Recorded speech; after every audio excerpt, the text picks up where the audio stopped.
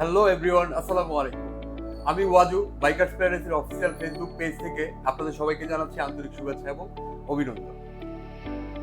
আজকে আপনাদের জন্য নিয়ে এলাম একটি বাইকের মেইনটেনেন্সের শর্ট ভিডিও।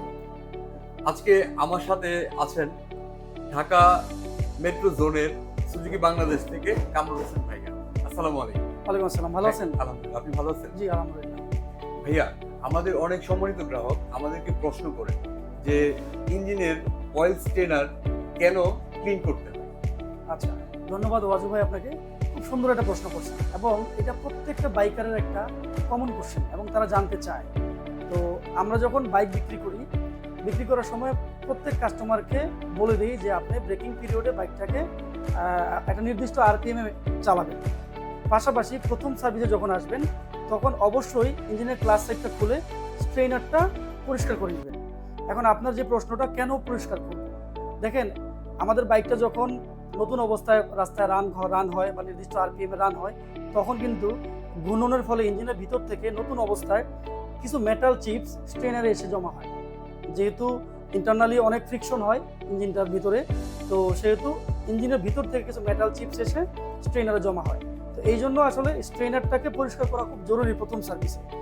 তো কেন জরুরি? কারণ যদি আপনার এটা ব্লক হয়ে যায় সেক্ষেত্রে ইঞ্জিনের সার্কুলেশনটা প্রপারলি হবে না এবং ইঞ্জিনের ইন্টারনাল পার্টসগুলো মুভিং ঠিকঠাক মতো করবে না, পাশাপাশি হচ্ছে ক্ষতি হওয়ার সম্ভাবনা বেশি থাকে।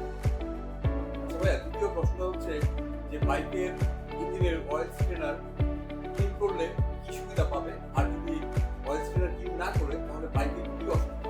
আচ্ছা, এটাও একটা ইম্পর্টেন্ট প্রশ্ন। আপনার ধরেন একটা বাইক রানিং চলতেছে, চলা অবস্থায় কিন্তু ইঞ্জিন অয়েলটা মুভিং করতেছে। এখন ইঞ্জিন অয়েলটা দুইটা ওয়েতে ফিল্টারিং হয়, পরিষ্কার হয়। নাম্বার 1 হচ্ছে আপনার অয়েল ফিল্টার আছে ইঞ্জিনের ইনসাইডে আমাদের বাইকগুলোতে, পাশাপাশি নাম্বার 2 হচ্ছে অয়েল স্ট্রেনার আছে। তো আমরা কিন্তু ইঞ্জিন অয়েলটা যখন পরিবর্তন করি তখন কিন্তু ফিল্টারটা পরিবর্তন করি, পাশাপাশি স্ট্রেনারটা কিন্তু আমরা কেউ ফোকাস করি না, পাশাপাশি পরিষ্কারও করি না। তো আমরা রিকমেন্ড করি প্রথম সার্ভিসে এটাকে পরিষ্কার করতে হবে।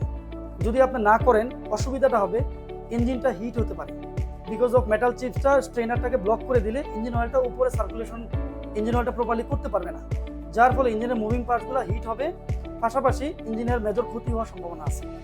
আর যদি আপনি এটাকে প্রথম সার্ভিসে পরিষ্কার করেন, পাশাপাশি নির্দিষ্ট ইন্টারভালে 5000 কিলোমিটার পর, প্রতি 5000 কিলোমিটার পর পর যদি আপনি এটাকে পরিষ্কার করেন, সেক্ষেত্রে আপনার ইঞ্জিনের অয়েল সার্কুলেশনটা প্রপার থাকবে, পাশাপাশি আপনার ইঞ্জিনের আয়ুকালটা বৃদ্ধি পাবে, যার ফলে আপনি মেজর ক্ষতি থেকে রক্ষা পাবেন। আমি মনে করি প্রত্যেক বাইকারকে ইঞ্জিন অয়েল স্ট্রেনারটা প্রথম সার্ভিসে অবশ্যই পরিষ্কার করতে হবে, পাশাপাশি এভরি 5000 কিলোমিটার পর পর আপনাকে পরিষ্কার করতে হবে, অন্যথায় ইঞ্জিনের মেজর ক্ষতি হতে পারে। সার্ভিস সংক্রান্ত যে কোনো তথ্য এবং সার্ভিস বুকিং দিতে স্ক্রিনে দেওয়া নম্বরে যোগাযোগ করুন। পাশাপাশি বাইকার্স প্যারাডাইসের অফিসিয়াল ফেসবুক পেজ ফলো দিতে ভুলবেন না। বাইকার্স প্যারাডাইসের টিম মেম্বার সবসময় আপনাদের সাথে আছে আপনাদেরকে সেবা দেওয়ার জন্য। ধন্যবাদ কামরুল ভাইয়া আপনার মূল্যবান সময় দেওয়ার জন্য। আপনাদের সবাইকেও ধন্যবাদ আমাদের সাথে থাকার জন্য।